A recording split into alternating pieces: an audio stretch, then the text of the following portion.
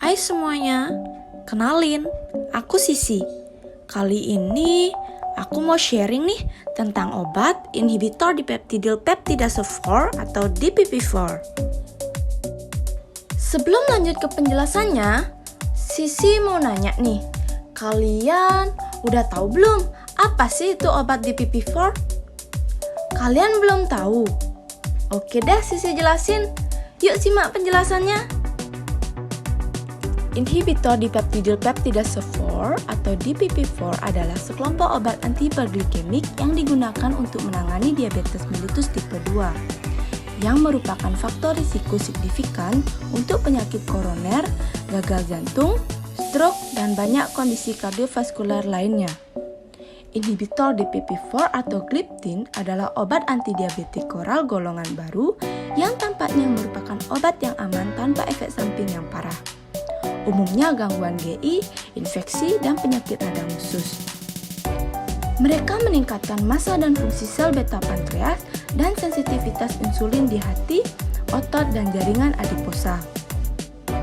Telah dicatat bahwa terapi gliptin mengurangi dislipidemia. Inhibitor DPP4 meningkatkan oksidasi lemak dan penghabisan kolesterol, serta menurunkan sintase trigliserida hati dan lipogenesis de novo.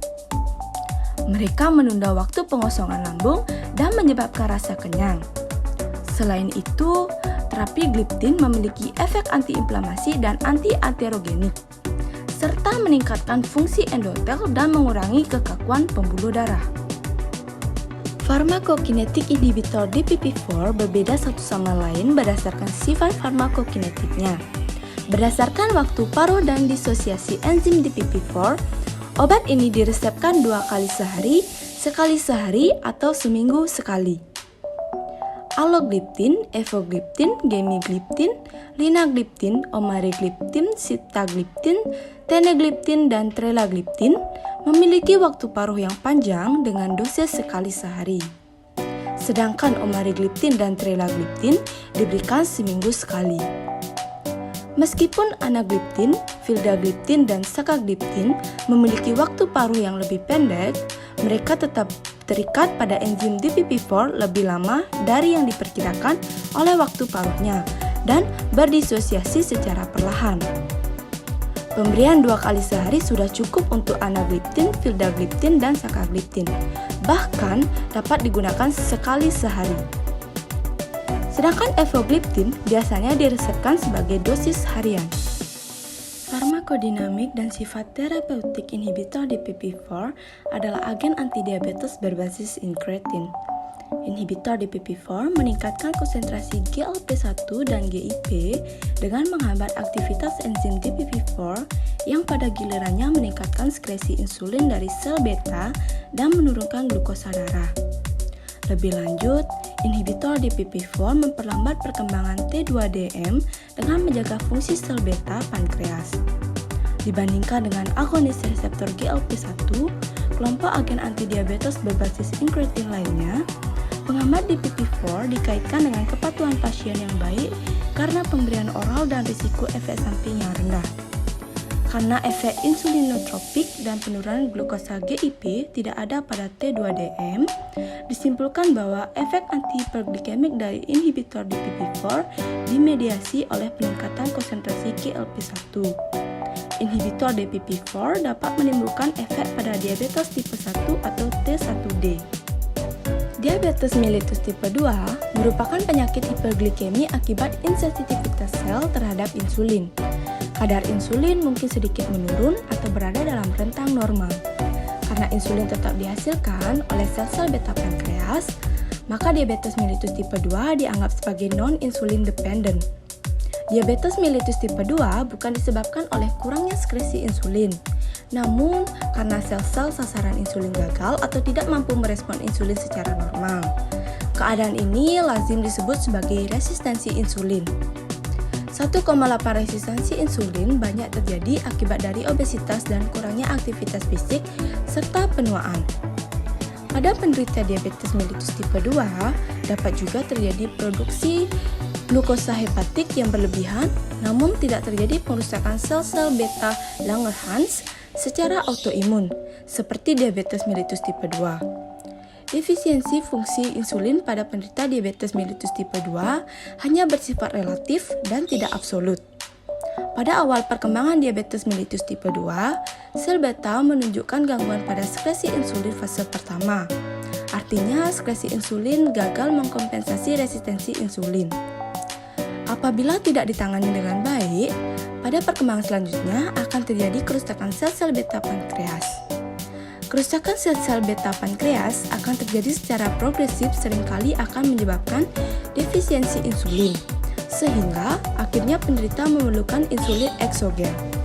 Pada penderita diabetes mellitus tipe 2, memang umumnya ditemukan kedua faktor tersebut, yaitu resistensi insulin dan defisiensi insulin. DPP-4 adalah enzim yang ada di mana-mana yang bekerja pada hormon inkretin, terutama GLP-1 dan GIP yang menjaga homeostatis glukosa dengan meningkatkan sekresi insulin dan menurunkan sekresi glukagon.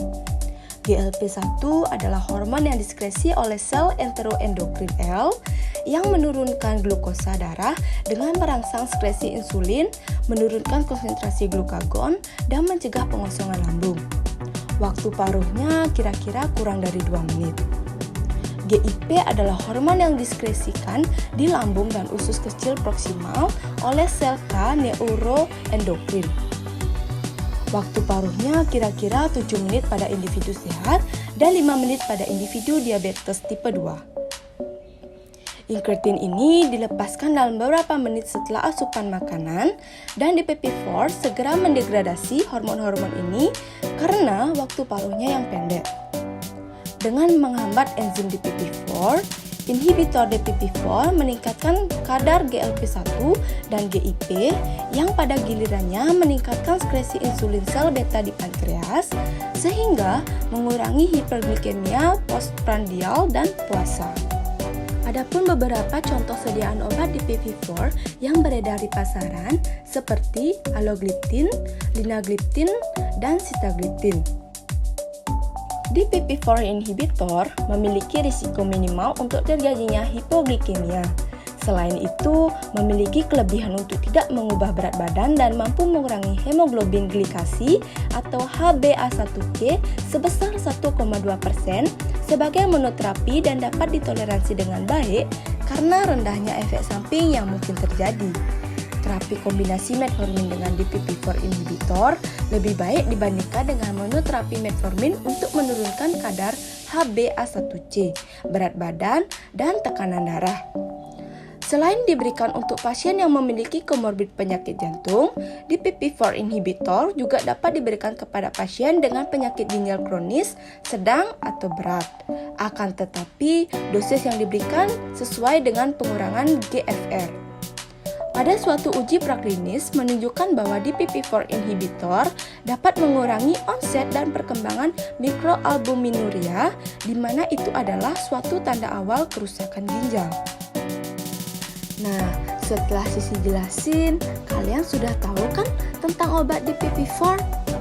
Gimana? Seru nggak belajar bareng Sisi? Tentunya seru kan? Semoga pembelajaran tadi dapat bermanfaat ya bagi kalian semua. Kalau gitu, sampai bertemu di video selanjutnya. See you!